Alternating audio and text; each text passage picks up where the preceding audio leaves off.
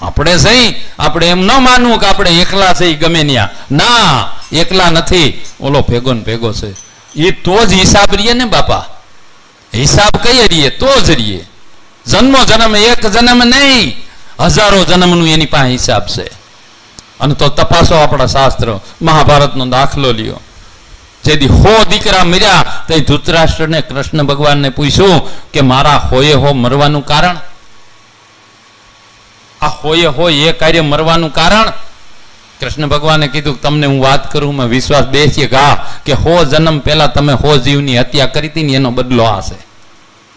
હા, 100 જન્મ પહેલા.